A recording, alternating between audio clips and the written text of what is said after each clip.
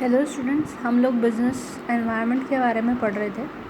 आज हम लोग इकोनॉमिक एनवायरनमेंट को डिटेल में डिस्कस करेंगे। हम लोग जानते हैं कि जो बिज़नेस एनवायरनमेंट है उसको 5 कंपोनेंट्स इफ़ेक्ट करते हैं: economic environment, social environment, technological environment, political environment and social environment. तो इकोनॉमिक एनवायरनमेंट में हमारी क्या क्या चीज़ें आती हैं, एक बार से रिवाइज कर लेते हैं। It has an immediate and direct economic impact on business.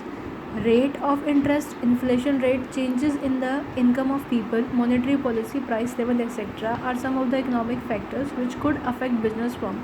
Economic environment may offer opportunity to a firm or it may put constraints. देखिए, हम लोग यहाँ पे फैक्टर्स अफेक्टिंग या कंपोनेंट्स ऑफ बिजनेस एनवायरनमेंट्स पढ़ रहे हैं। ये सभी बिजनेस को बहुत ज़्यादा इफ़ेक्ट करते हैं। तो या तो ये बिज़नेस के लिए अपॉर्चुनिटी पैदा करेंगे या थ्रेट्स पैदा करेंगे। अब इसमें क्या क्या चीज़ें आती है, जैसे कि रेट ऑफ इंटरेस्ट कितना है, इन्फ्लेशन रेट क्या चल रहा है इकॉनमी में, और changes in the income level of people, कितना लोगों की पर कैपिटा इनकम में इंक्रीज़ हो रहा है, मॉनेटरी पॉलिसी कैसी है, फिस्कल पॉलिसी कैसी है, प्राइस लेवल कैसा है देश में, वो सारी चीज़ें। तो अब हम लोग इस वाले एनवायरनमेंट को, यानी कि इकोनॉमिक एनवायरनमेंट हिंदुस्तान में कैसा है उसके बारे में डिटेल में डिस्कस करेंगे। बाकी जो फैक्टर्स हैं उनको हमें इतना डिटेल में नहीं पढ़ना जितना हमें इकोनॉमिक एनवायरनमेंट को डिटेल एनालिसिस करना है। चलिए शुरू करते हैं इसके एनालिसिस से। तो इकोनॉमिक एनवायरनमेंट इन इंडिया।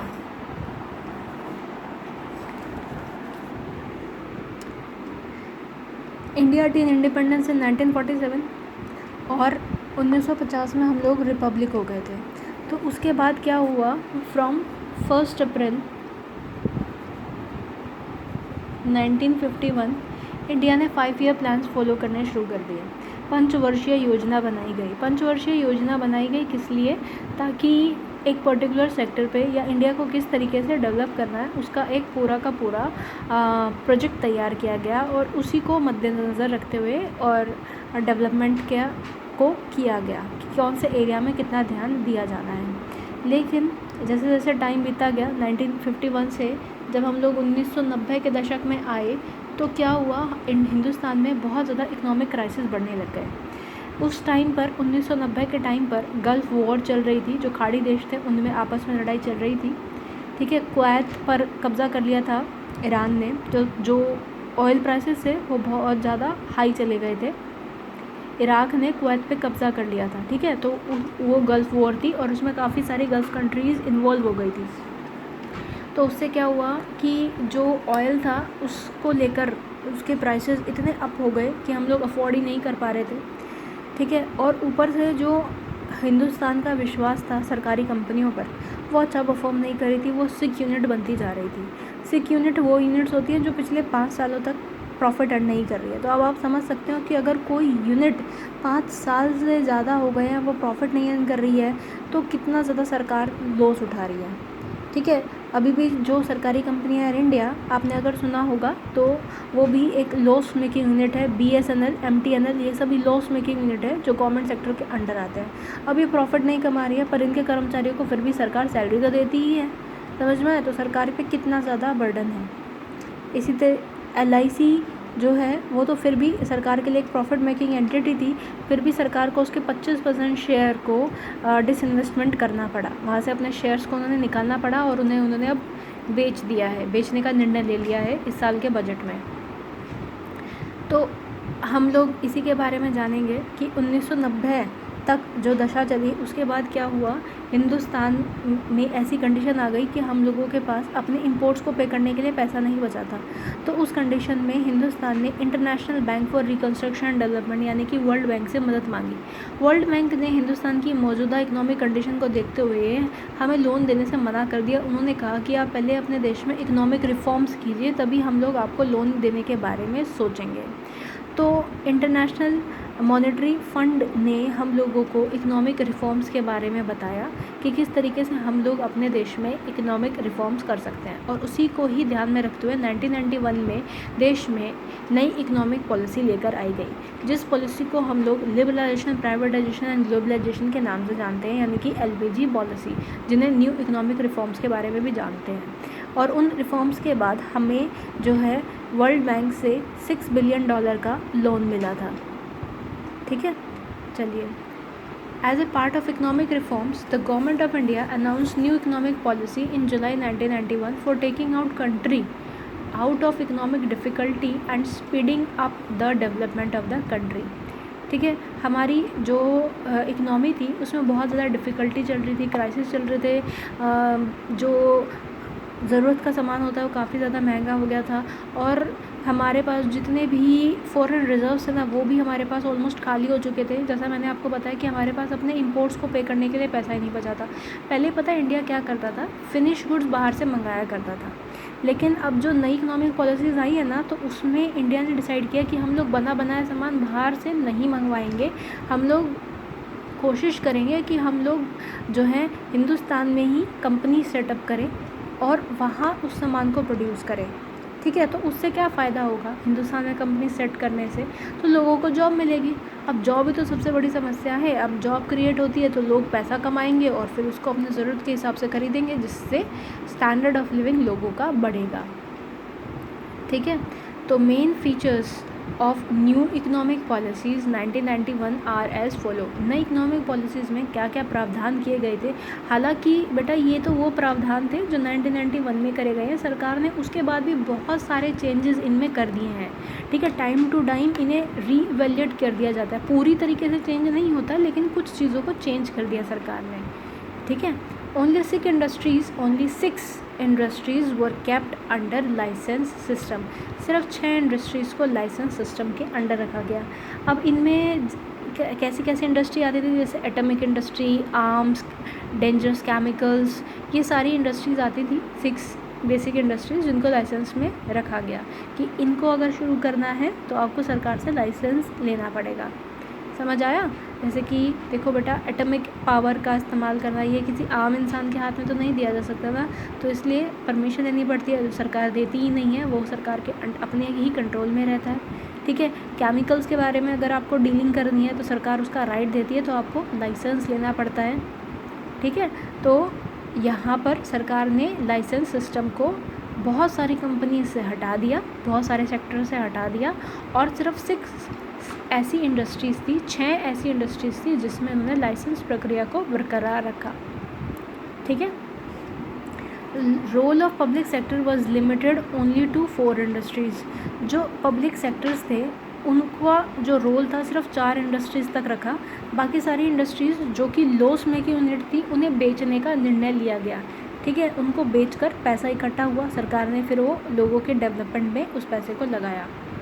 ठीक है, disinvestment was carried out in many public sector enterprise. अभी मैंने आपको बताया ना कि पब्लिक सेक्टर को उन्होंने सिर्फ 4 इंडस्ट्रीज़ तक लिमिट कर दिया था, तो जो उन्होंने बाकी इंडस्ट्रीज़ थी उसका क्या किया, डिसइन्वेस्टमेंट कर दिया। डिसइन्वेस्टमेंट वो प्रक्रिया होती है जब सरकार अपने ही कंपनीज़ को बेच देती है। ठीक है, इन्वेस्टमेंट को निकालना। डिसइन्वेस्टमेंट मीन्स जो उन्होंने इन्वेस्टमेंट करी है उसको निकाल रही है उस कंपनी से। कैसे निकालेगी, उस कंपनी से अपनी इन्वेस्टमेंट, अपना शेयर बेच कर निकालेगी। Foreign investment policy were liberalized and in many sector 100% direct foreign investment was allowed. जो फॉरेन इन्वेस्टमेंट पॉलिसी थी उसे लिबराइज़ किया गया। पहले क्या था, हमारे देश में जो बाहर से कंपनीज आती थी ना वो ज़्यादा इंटरेस्ट नहीं दिखाती थी, क्योंकि इंडिया की जो फॉरेन कंपनी से रिलेटेड पॉलिसीज़ थी वो काफ़ी ज़्यादा रिजिड थी। हम लोग बहुत ज़्यादा टैक्सेशन लगाते थे, बहुत ज़्यादा पेपर वर्क होता था, बहुत ज़्यादा फॉर्मेलिटीज़ थी। तो इसीलिए क्या था कि वो कंपनीज इंडिया में इन्वेस्ट नहीं करती थी, तो इंडिया में फॉरेन कंपनीज ना के बराबर ही थी, और इसीलिए जॉब्स भी कम थे। तो बाहर की कंपनीज आने से हमें एक फ़ायदा हुआ कि हम लोगों के पास जॉब्स भी अवेलेबल हुए। आज जो है बहुत ज़्यादा तादाद में मल्टीनेशनल कंपनीज इंडिया में काम कर रही हैं, और अभी प्रेजेंट सिचुएशन देखते हुए जो कोरोना वायरस की वजह से लॉकडाउन हो गया, तो काफ़ी सारी कंपनीज़ अपने जो चाइना से अपनी कंपनीज़ को वाइंड अप करके दूसरी कंट्रीज़ में प्रोजेक्ट को लेकर जा रही हैं, अपनी कंपनीज़ को सेटअप करने की कोशिश कर रही हैं। कई सारी कंपनीज़ वियतनाम की ओर जा रही है, कई सारी हिंदुस्तान में आएंगी। देखो हिंदुस्तान में किस लिए आएंगी, क्योंकि यहाँ पर मार्केट बहुत ज़्यादा है, लेबर भी बहुत सस्ता मिल जाएगा। तो इसीलिए हम लोगों के पास एक अपॉर्चुनिटी है कि अगर वो कंपनीज हिंदुस्तान में आ रही है तो हम उन लोगों को एक बेहतर माहौल दें, थोड़ा टैक्सेशन में, पेपर वर्क में थोड़ा सा लिबरलाइजेशन उनको दें। ठीक है, तो फॉरेन इन्वेस्टमेंट पॉलिसी को लिबरलाइज कर दिया गया, सरल कर दिया गया। पहले तो बेटा नहीं था 100% डायरेक्ट फॉरेन इन्वेस्टमेंट। इसका मतलब क्या होता है 100% डायरेक्ट फॉरेन इन्वेस्टमेंट का, कि जैसे कई सेक्टर्स हैं, अब मैं बोलूँ एक कंपनी है, उसमें पहले क्या था कि बाहर की कंपनी सिर्फ 10% इन्वेस्ट कर सकती है, फिर धीरे धीरे उसको चेंज करके 25% किया गया, फिर 50%, फिर 75%। अभी रिसेंट में सरकार ने कुछ सालों से 100% बोल दिया है कि आप उस सेक्टर में 100% इन्वेस्टमेंट कर सकते हो। समझ में आया? तो पहले तो रिस्ट्रिक्शंस लगी हुई थी कि आप कितनी इन्वेस्टमेंट एक सेक्टर में कर सकते हो बाहर की कंपनियों के लिए, लेकिन अब क्या कर दिया सरकार ने मौजूदा हालात में कि 100% स्टेक होल्डिंग फॉरेन कंपनीज़ को दे दी है। जैसे मैं एग्जांपल दूँ, जैसे दिल्ली में जो बसें चलती हैं, तो उसमें आपने देखा होगा जो ऑरेंज बसें हैं वो है तो प्राइवेट बसेस, लेकिन अभी डीटीसी के अंडर फंक्शन कर रही हैं। तो वो पहले क्या था कि ऐसे प्राइवेट वाला सिस्टम नहीं चलता था, लेकिन धीरे धीरे क्या हुआ, जब उन्हें लगा कि भाई ट्रांसपोर्टेशन में अकेला जो है आप डीटीसी की बसें चलाकर पूरे के पूरे यातायात को कंट्रोल नहीं कर सकते हो, लोगों को बड़ी दिक्कत हो रही है, शॉर्टेज है बसों की, तो इसलिए क्या किया गया कि प्राइवेट सेक्टर्स को भी इसमें इन्वॉल्व किया गया। फेयर हालांकि सेम ही रहता है, किराया सेम ही रहता है, लेकिन लोगों को एक फ़ायदा मिल जाता है कि उनके पास ज़्यादा कनेक्टिविटी है, ज़्यादा ट्रांसपोर्टेशन का मीडियम मिल जाएगा। ठीक है, तो पहले रिस्ट्रिक्शंस लगी हुई थी, अब सरकार ने क्या कर दिया 100% तक फॉरेन डायरेक्ट इन्वेस्टमेंट कर सकता है। लेकिन कुछ सेक्टर्स ऐसे हैं जिसमें अभी भी जो है कोई इन्वेस्टमेंट नहीं है, प्राइवेटाइजेशन ही नहीं है। जैसे रेलवेज़ में कोई प्राइवेट ट्रेन नहीं चलती है। जैसे आपने सुना होगा ना, प्राइवेट जेट होते हैं लोगों के, खुद के प्लेन, चार्टर्ड प्लेन्स होते हैं। ठीक है, एविएशन सेक्टर में तो है, लेकिन अभी तक जो रेलवे सेक्टर है ना, वहाँ पे कुछ भी प्राइवेटाइजेशन नहीं है। तो प्राइवेटाइजेशन नहीं है वहाँ पे, किसी तरीके का फॉरेन इंटरफेरेंस भी नहीं है, फॉरेन इन्वेस्टमेंट भी नहीं है। Clear? Automatic permission was given for signing technology agreement with foreign companies. तो इन लोगों ने जो है, जो बाहर से टेक्नोलॉजी को लाने के लिए भी परमिशन दी कि आप बाहर की टेक्नोलॉजी को भी इंडिया में लेके आ सकते हो। अब बाहर की टेक्नोलॉजी को इंडिया में लाने से क्या फ़ायदा होगा?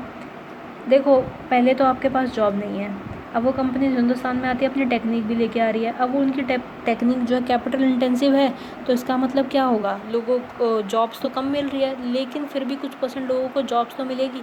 और बेहतर तकनीक आने की वजह से उन लोगों को भी तो हमें फ़ायदा देखना है, सिर्फ अपना अपना फ़ायदा थोड़ी ना देखना है। पहले तो किसी को भी जॉब नहीं मिल रही थी, अब अगर इन कंपनीज़ के आने की वजह से 50% लोगों को भी जॉब्स मिल जाती हैं, तो सरकार का फ़ायदा है। समझ आया? और फिर हमें ज़्यादा प्रोडक्ट्स भी अवेलेबल होंगे हमारे मार्केट में। Foreign investment promotion board was set up to promote and bring foreign investment in India. अब बाहर से किसी को इंडिया में लेके आना है, तो उसके लिए सरकार ने क्या निर्णय लिया कि उन्होंने फॉरेन इन्वेस्टमेंट बोर्ड का गठन किया। वो क्या करता है, मतलब एक तरीके से लालच देने वाला काम होता है कि भाई आप इंडिया में आइए, आपको ये बेनिफिट मिलेगा, तो आप इंडिया में आकर अपनी इंडस्ट्रीज़ को शुरू कीजिए। तो इस लालच देने के लिए जो उन्होंने एक बोर्ड इस्टेब्लिश किया, उस बोर्ड का नाम था फॉरेन इन्वेस्टमेंट प्रमोशन बोर्ड। ठीक है, ये आप इसको याद रखना। ये सिर्फ ये नहीं कि सिर्फ लालच दे रहा है, वो थोड़ा एंटरटेनमेंट के लिए बोल दिया, लेकिन इसका जो मेन पर्पस था वो यही था कि बाहर की कंपनीज़ को कैसे इंडिया में लाया जाए। अब लाने के लिए तो आपको कुछ ना कुछ उन्हें लालच देना पड़ेगा ना, कि सर हम आपसे पेपर वर्क कम कराएंगे, या जो है आपको इतना % टैक्सेशन में रिलैक्सेशन मिल जाएगी, आपको सस्ते दाम पे ज़मीन मिल जाएगी। क्लियर हुआ? इलेक्ट्रिसिटी जो रेट होता है इंडस्ट्रीज़ में काफ़ी हाई होता है, तो उसमें भी उनको कंसेशन दे सकते हैं। तो इस टाइप के प्रावधान, यानी कि लालच देकर बाहर की कंपनीज़ को इंडिया में बुलाने की प्रक्रिया करी। Various benefit were offered to small scale industries. जो छोटे उद्योग थे, यानी कि स्मॉल स्केल इंडस्ट्रीज़ थी, उन्हें भी बहुत सारे लाभ के प्रावधान दिए गए, उनके लिए पैकेजेस की घोषणा करी गई, उनको तरक्की करने के लिए सरकार ने कदम उठाए। इवन मंत्रालय भी बनाए स्मॉल स्केल इंडस्ट्रीज़ के लिए। एक सेपरेट मंत्रालय का गठन किया गया, मिनिस्ट्री का गठन किया गया, जो इन सेक्टर्स के ऊपर नज़र रखता है और इनकी स्थिति के ऊपर एक रिपोर्ट बनाता है, इवैल्यूएट करता है, और सरकार फिर क्या करती है, इनको आगे बढ़ाने के लिए स्पेशल पॉलिसीज़ बनाती है, ताकि बड़ी कंपनीज़ आने की वजह से जो छोटे छोटे उद्योग हैं, लघु उद्योग हैं, इंडस्ट्रीज़ हैं, उनका नुकसान ना हो। ठीक है, तो ये तो थी इकोनॉमिक एनवायरनमेंट इन इंडिया, जो कि बहुत ज़्यादा चेंज हुआ 1991 में, जब हिंदुस्तान में न्यू इकोनॉमिक रिफॉर्म्स हुए। ठीक है, आई होप आपको इतना क्लियर हो गया हो। इसके जो नेक्स्ट है वो है the three main strategies adopted for economic reforms. Economic reforms को करने के लिए क्या क्या मेन स्ट्रेटजीज अपनाई, ये मैं आपको पहले ही बता चुकी हूँ कि एलपीजी की पॉलिसी लेके आई गवर्नमेंट, यानी कि लिबरेशन, प्राइवेटाइजेशन एंड ग्लोबलाइजेशन। इसे हम नेक्स्ट क्लास में पढ़ेंगे। अगर आपको कोई भी डाउट है इकोनॉमिक एनवायरनमेंट से रिलेटेड तो आप मुझे बता सकते हैं।